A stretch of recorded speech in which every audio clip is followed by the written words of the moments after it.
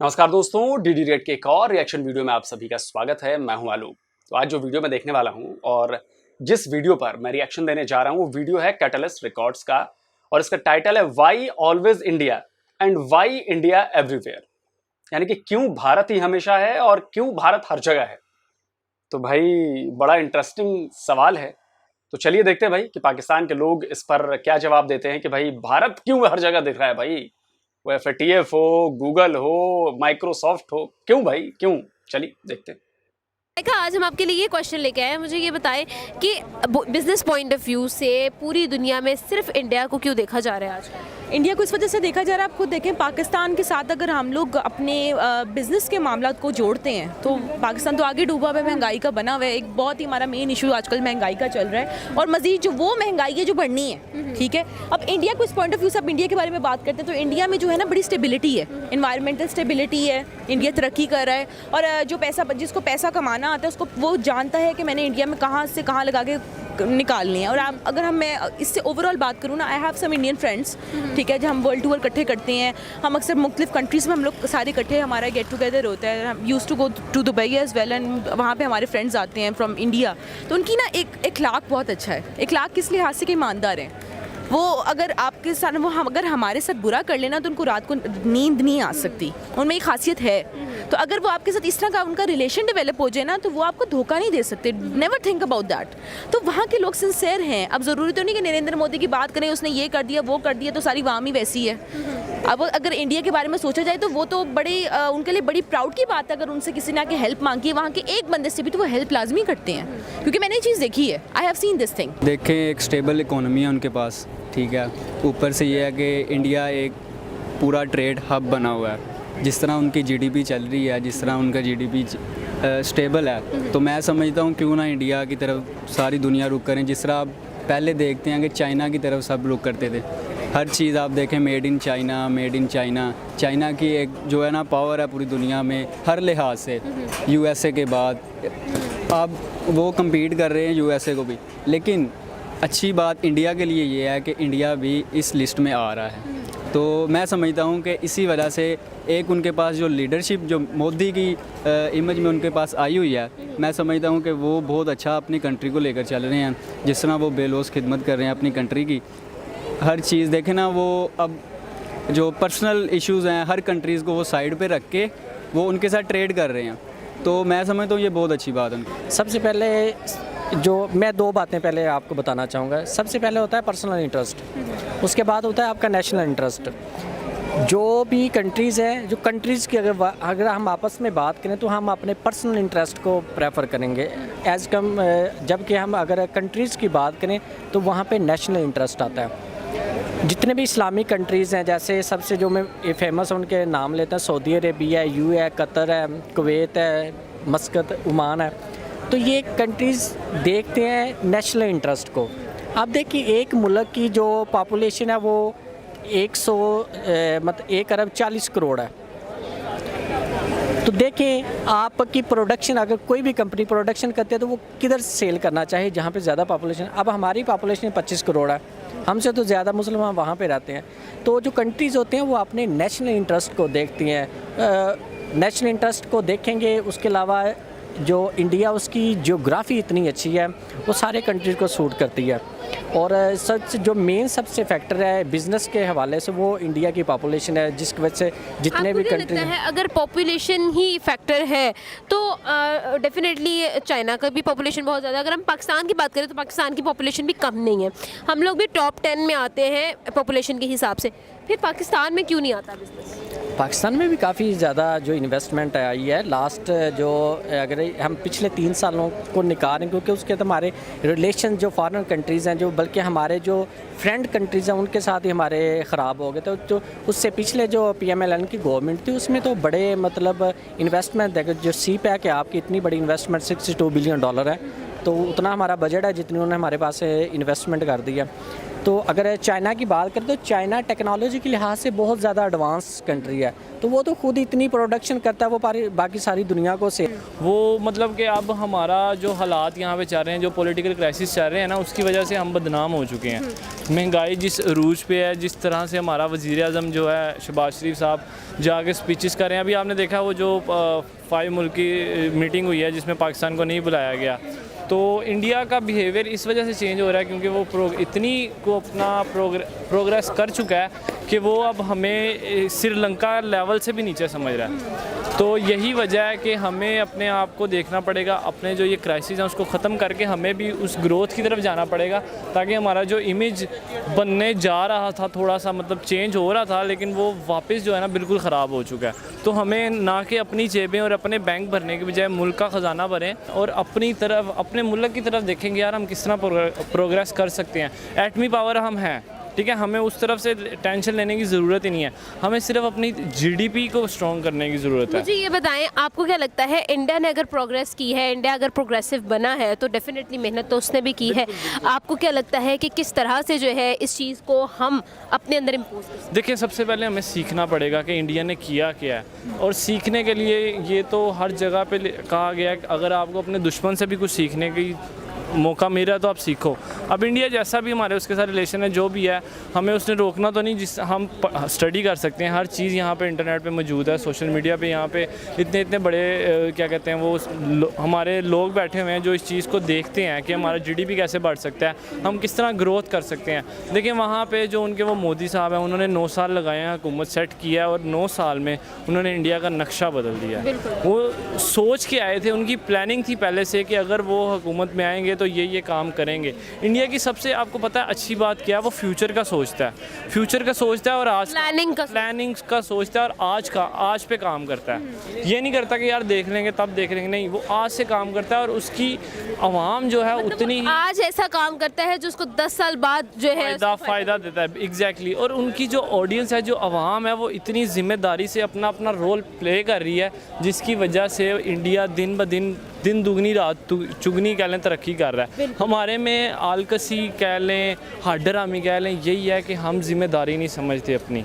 हम जो हमारे यहाँ की लोग हैं, अगर अपनी अपनी जिम्मेदारी भी समझ लेना एटलीस्ट, तो मे भी कुछ तरक्की की तरफ हम चल सकते हैं। वो बस रीज़न बस यही है कि वो अपने आप को ना सस्ता करके बेचते हैं। क्या मतलब है? They sell their self. हम पाकिस्तानी हैं, हम अपने आप की जो वैल्यू है ना, लाइक इन आईटी, मैं खुद एक आईटी का प्रोफेशनल हूँ, तो वो अपने आप को हम अपने आप को जो हम जो बेचते हैं ना अपने आप को बाहर के मुल्क में, वो हम सस्ता करके नहीं बेचते। मतलब क्या है? मतलब कि लेट्स से फॉर एग्जांपल मैं अगर बिड करता हूँ किसी एक प्रोजेक्ट की, मैं करता हूँ let's say $65 per hour, they will bid lesser than me, वो $50 पर आवर पे कर देंगे। उससे कम भी गिर जाते हैं बांग्लादेशी, वो और कम पे कर देते हैं।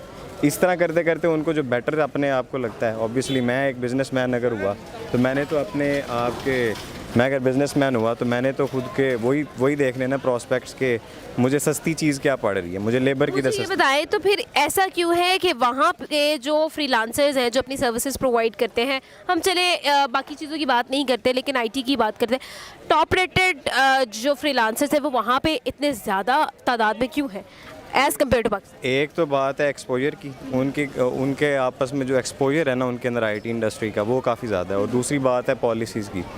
पॉलिसीज़ जितना आज़ाद बंदा हो सकता है एज अ फ्रीलांसर आईटी के अंदर, बस ये बात है, और इसके अलावा कोई नहीं हो सकती। आपको क्या लगता है? भाई तो आपको किसने रोका है? आप $20 पे कर दो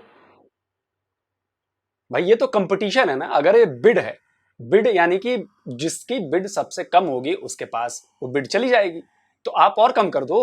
ये तो बिजनेस है। ये क्या मतलब है कि हम कम करके सेल कर देते हैं, तो आप भी उससे भी कम कर लो यार, आपको तो बिजनेस लेना है।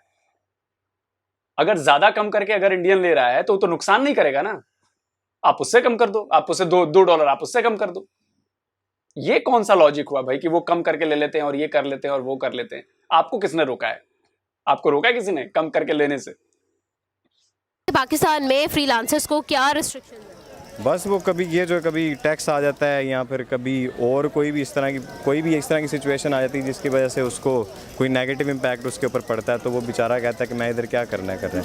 और ऊपर से यहाँ पर टैलेंट की वैल्यू कम होती है एज़ कम्पेयर टू बाहर के मुल्क। वो इसलिए यहाँ से फिर बाहर चले जाते हैं और वो बाहर के मुल्क में जाके अपने आप को ज़्यादा प्रॉस्परस फाइंड करते हैं। अच्छा, ना सिर्फ यूरोपियन कंट्रीज़ बल्कि इस्लामिक कंट्रीज़ भी जो है ना वो इंडिया की तरफ रुख कर रही हैं। आप यूएई के बारे में आपने सुना होगा, सऊदी अरेबिया और ओमान, इस तरह के बड़े बड़े नाम जो इस्लामिक कंट्रीज़ में हैं, इस्लामी दुनिया में हैं, वो भी इंडिया की तरफ रुख कर रहे हैं। आखिर क्यों?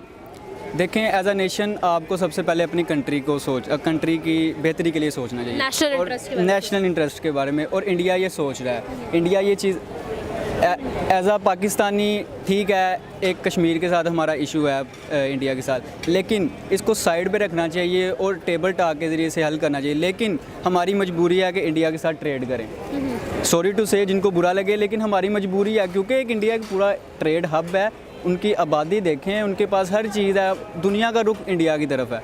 तो हम अब कहाँ स्टैंड कर रहे हैं? हम सॉरी टू से कि हम कम्पीट नहीं कर सकते इंडिया को किसी चीज़ में। आईटी में देख लें, आप बिज़नेस में देख लें, एजुकेशन में देख लें, स्पोर्ट्स में देख लें, किसी चीज़ में हमारा कंपटीशन नहीं है। सॉरी, तो इंडिया की तरफ, इंडिया ये एक अच्छी चीज़ है कि वो अब लास्ट टाइम उन्होंने इजिप्ट से वीट बाई किया, तो सॉरी इजिप्ट ने वीट बाई किया इंडिया से, तो वो इस्लामिक कंट्री हो या यूरोपियन कंट्री हो, वो ये नहीं देखते, वो ये देख रहे हैं कि हमारी कंट्री की बेहतरी किस में है। मुझे ये बताएं कि आपको क्या लगता है, इंडिया की अगर हम बात करें तो इंडिया भी तो क्या कहते हैं टेक्नोलॉजी के हिसाब से बहुत एडवांस है। अगर हम बात करें टॉप 10 आईटी इंडस्ट्रीज़ की, तो उसमें से मैक्सिमम इंडस्ट्रीज़ जो है वो इंडिया की है। बिल्कुल सही कह रही हैं आप।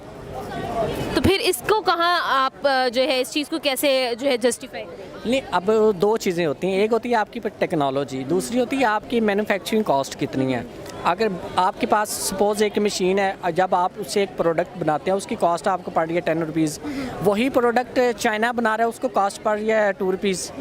तो यहाँ पे ये जो पर यूनिट कॉस्ट आती है, यहाँ पे डिफरेंस आ जाता है। इंडिया की जो मतलब रीज़न है फ्लोरिश ना करने की, उसकी रीज़न उनकी जो पर यूनिट कास्ट है वो रिड्यूस नहीं कर पा रहे वो, जबकि चाइनीज़ है उनकी वो जितनी चाहे अपनी कट कर सकती है अपनी कॉस्ट पर, जिसकी वजह से जो चाइना के जो आपको देखें हर जहाँ पे भी हर जगह पे चाइना का माल सेल हो रहा है, उसकी रीज़न ये है कि उनकी कॉस्ट पर यूनिट जो है, बिज़नेस जो भी होते हैं वो अपनी कॉस्ट पर यूनिट पे बहुत ज़्यादा फोकस करते हैं। इस वजह से जो चाइना वो ऑल ओवर द वर्ल्ड फैला हुआ है। आप क्या कहना चाहें? देखिए, आपके यहाँ चाइना का माल हर तरफ क्यों फैला हुआ है, इसकी तो वजह है आप किसी और दूसरे देश से खरीद नहीं सकते, क्योंकि वहाँ पे डॉलर्स में पेमेंट करनी है और वो आपसे हो नहीं पा रही है। आपको अंदाज़ा है कि आप कितना कुछ एक्सपोर्ट करते हो चाइना से?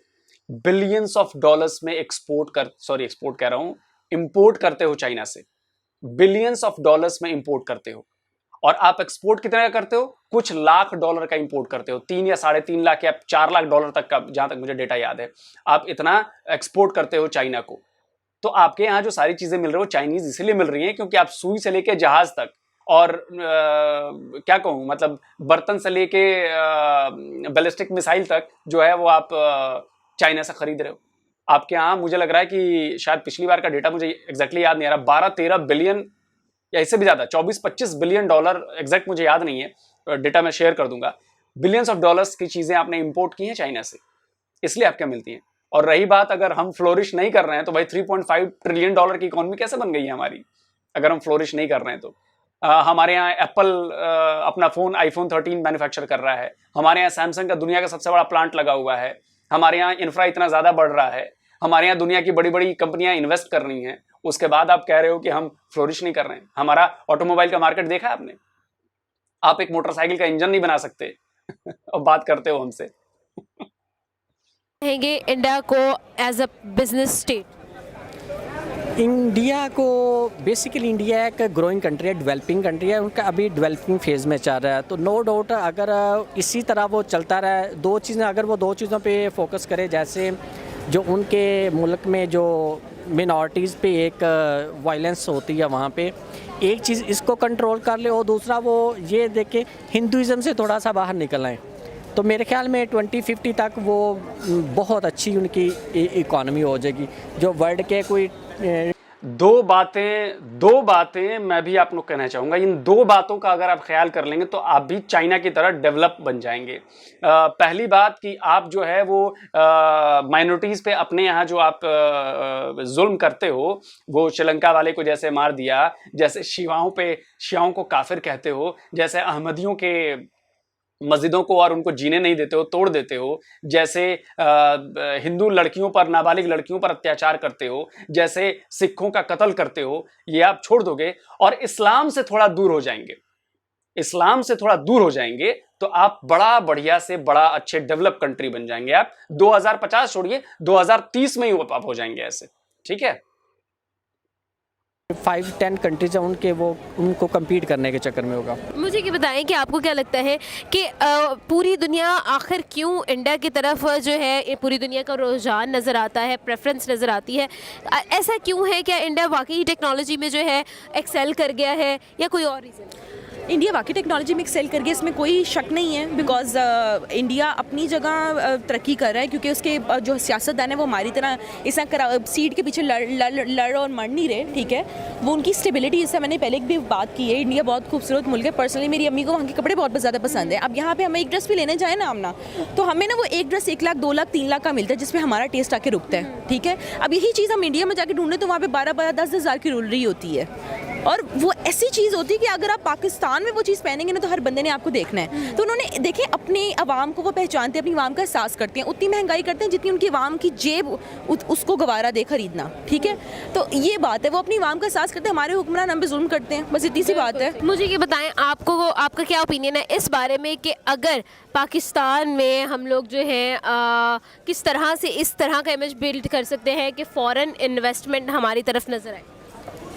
बिल्ड तो बस फिर बिल्ड के लिए यही है कि अपने आप को अच्छी तरह रिप्रेजेंट करें। उसके अंदर फिर पॉलिटिक्स आ जाती हैं। हमारे पॉलिटिशियंस आपस में लड़ते लड़ते हमारे पाकिस्तान का बेड़ा गर्क कर रहे हैं, पर उनको करना चाहिए आपस में कन्फ्लिक्ट्स रखें, पर पाकिस्तान के ऊपर जब बात आए तो फिर एक यूनिटी बनाकर इकट्ठे जाएं आगे।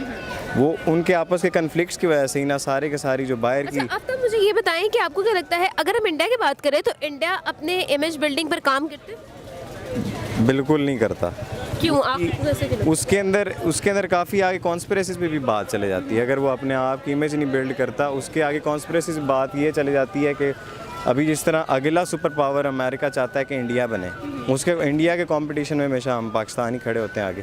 तो वो आपको लगता है कि हम इंडिया के कंपटीशन में खड़े हैं? हम खड़े हैं, ऑब्वियसली खड़े हैं। आपको क्या लगता है कि इंडिया ने जिस तरह से अपनी इकोनॉमी को बिल्ड किया है, अपने बिजनेस को बिल्ड किया है, आईटी को बिल्ड किया है, medical field, each and everything, अपनी इकोनॉमी को इतना स्ट्रॉन्ग किया कि एशिया में वो 3रे नंबर पर आ रहे हैं, तो आपको क्या लगता है कि पाकिस्तान क्या अपनी हर एक सिचुएशन को ओवरकम करके उस सिचुएशन पे जा सकता है?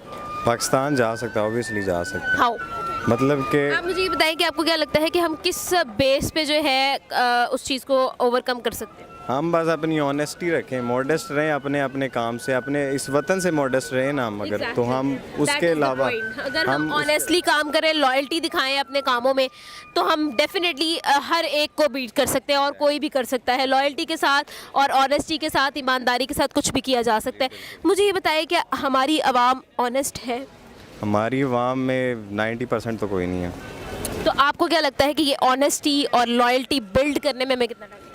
इसके अंदर लोगों की सोच, उनके नज़रिए चेंज करने पड़ेंगे, और यहाँ के लोग जितनी मतलब के पस्त अपनी लोगों को ने छोटा, अपनी सोचों को छोटा रखा हुआ है।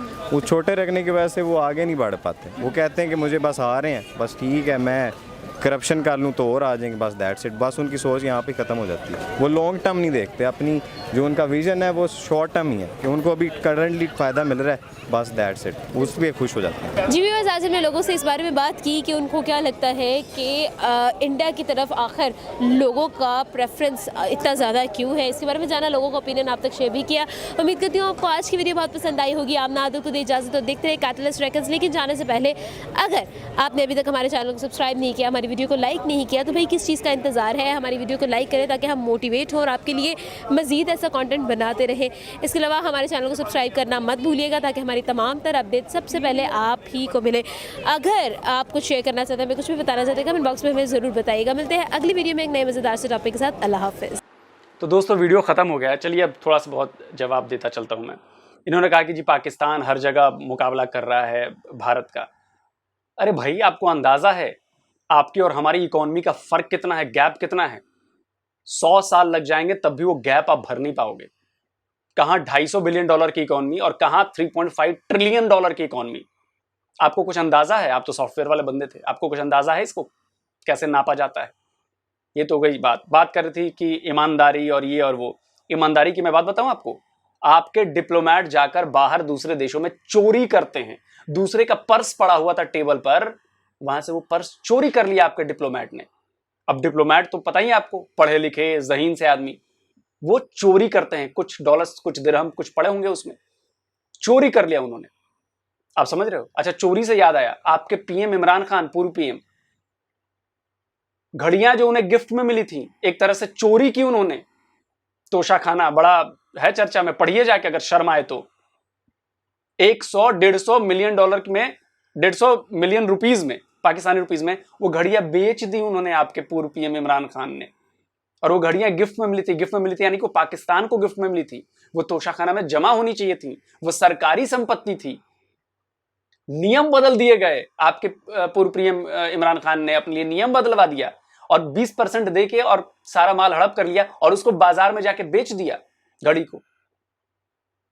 तो जब आपका पीएम ही चोरी करेगा, बाकी नवाज शरीफ को तो आप चोर कहते ही, तब कहां से ईमान आएगा? कहां गया ईमान आप लोगों का? बड़े ईमानदार बनते हो, उसके बाद कहोगे जी भारत से मुकाबला करना है। अरे चिंदी चोरी बंद करो पहले, उसके बाद भारत से मुकाबला करना। भारत के डिप्लोमेट जाके चोरी नहीं करते हैं। खैर, ये तो बात हो गई। इंडिया इसलिए हर जगह है क्योंकि इंडिया के लोगों ने मेहनत की है, इंडिया की लीडरशिप ने मेहनत की है। इंडिया के लोग कुछ पाना चाहते हैं, उसके लिए उन्होंने दिन रात एक कर दिया, अपना सुकून नहीं देखा, सुकून छोड़ दिया। वो चाहे इंफ्रा पे हो, वो चाहे एग्रीकल्चर पे हो, वो चाहे आईटी पे हो, वो चाहे एजुकेशन पे हो, हर तरफ, वो चाहे इसरो हमारा कर रहा है। वो हमें एक्सट्रीमिज्म की तरफ नहीं जाना है, हम उस मजहबी सोच में नहीं घुसे हुए हैं।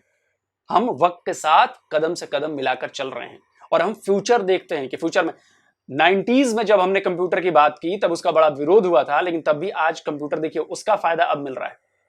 जब अंग्रेजों से हम आजाद हुए और पाकिस्तान नाम का नया मुल्क पैदा हुआ, तब हमने आईआईटी और आईआईएम की परिकल्पना की, उनको जोर दिया उनकी स्थापना करने पर।